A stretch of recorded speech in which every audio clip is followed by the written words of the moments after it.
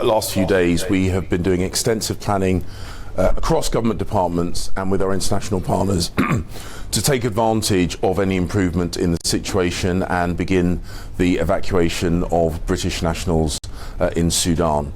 I'm very pleased that a ceasefire has been announced by the leadership of the factions on the ground, and therefore we are initiating an evacuation plan. It is important to remember that ceasefires have been announced and have fallen apart in the past, so the situation remains dangerous, volatile and unpredictable. I've spoken either directly or through intermediaries with the leaders of the factions on the ground, calling for them to allow British nationals, dual nationals and minors to be evacuated, and we will continue to push for the maintenance of this ceasefire. Of course, it is impossible for us to predict how long this opportunity will last, and we're calling people forward in priority order. We've heard a lot in the past couple of days about how dangerous the situation in Sudan is. How are people going to get to this airfield safely? Well, the truth is that we cannot predict how the situation on the ground will develop. The conflict has, as I say, been unpredictable, it's been volatile. We have said that we are unable to provide escorts from where British nationals are to the airhead. They will have to make their own way there, as indeed has been the case for the nationals of other countries. We will maintain this airhead for as long as we can, but the situation does remain, as I say, dangerous and volatile. That sounds like it's going to be still risky for people to make their way to the airport. Do you accept that, and how quickly do you want to get this done as a result? Well, we are working as quickly as possible. Obviously, the UK is not the only country seeking to evacuate its nationals, and we are doing this evacuation in close coordination with our international partners.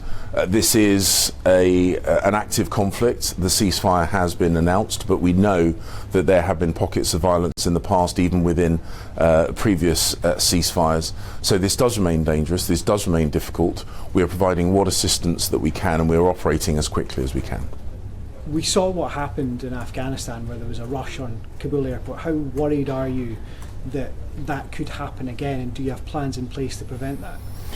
Well, this situation is fundamentally different to the situation in Afghanistan. We have established contact with a number of British nationals, and we are talking where we can directly with them, although we recognise our ability to maintain consistent communications is difficult because of the conflict.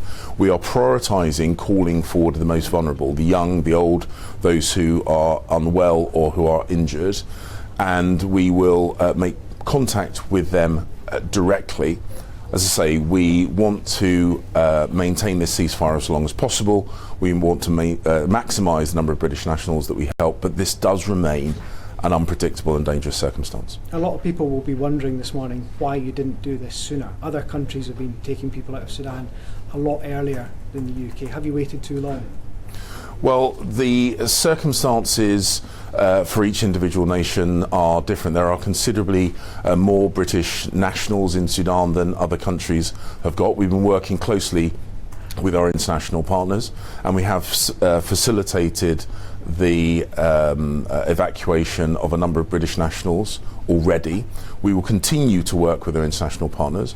We will continue to push for a maintenance of this ceasefire with the generals commanding the troops in Sudan, and I will continue my direct engagement with them to make sure that the British nationals who need to be evacuated are facilitated to the airhead and ultimately out of Sudan.